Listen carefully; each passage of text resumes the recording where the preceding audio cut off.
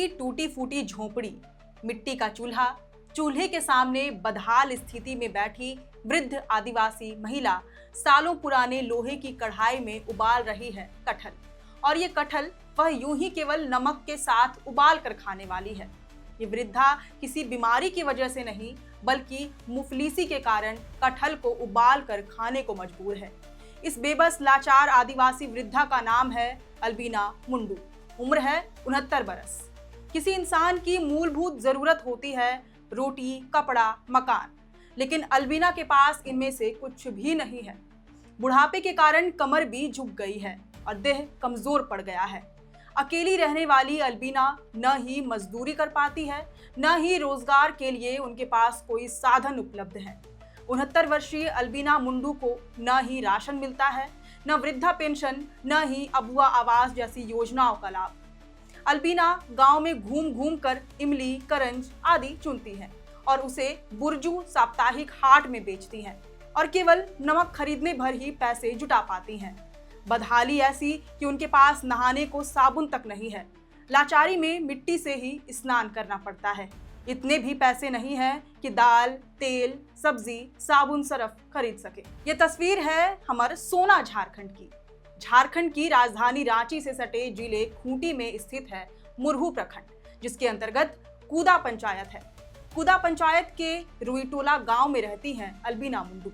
एक दिन किसी ने अल्बिना की बदहाली की तस्वीर सोशल मीडिया में शेयर कर दी और टैग कर दिया मुख्यमंत्री महोदय को। पोस्ट पर नजर पड़ते ही सीएम हेमंत सोरेन ने एक्शन लिया। फरिश्ते की तरह स्थानीय प्रशासन को अल्बिना के लिए राशन मुहैया कराने का निर्देश दिया और उन्हें योजनाओं से जोड़ने को भी कहा। मुख्यमंत्री से निर्देश मिलते ही स्थानीय प्रशासन हरकत में आई। तत्काल अल्बिना को राशन पहुंचाया, साथ ही पेंशन और आवास की स्वीकृति भी दी गई। खूंटी डीसी ने इस जानकारी को अपने एक्स हैंडल पर भी साझा किया। लेकिन सवाल ये है कि आखिर अपने झारखंड की तस्वीर कब बदलेगी?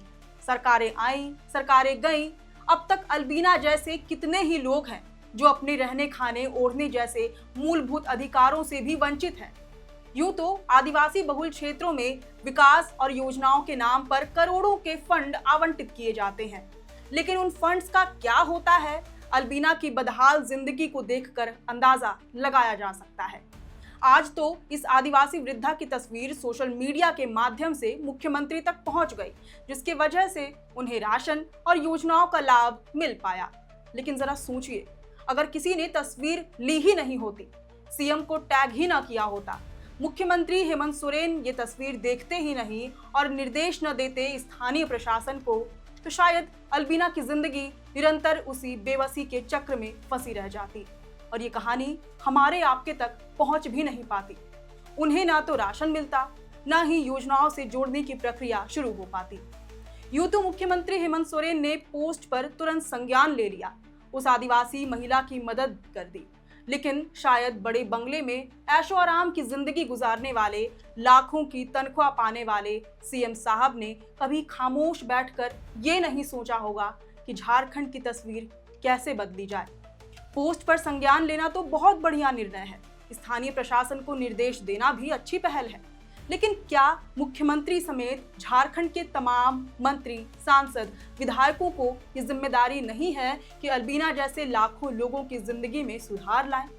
कुछ नहीं तो उन्हें कम से कम योजनाओं का सही लाभ पहुंचाएं, उन्हें रोटी, कपड़ा, मकान मुहैया कराएं।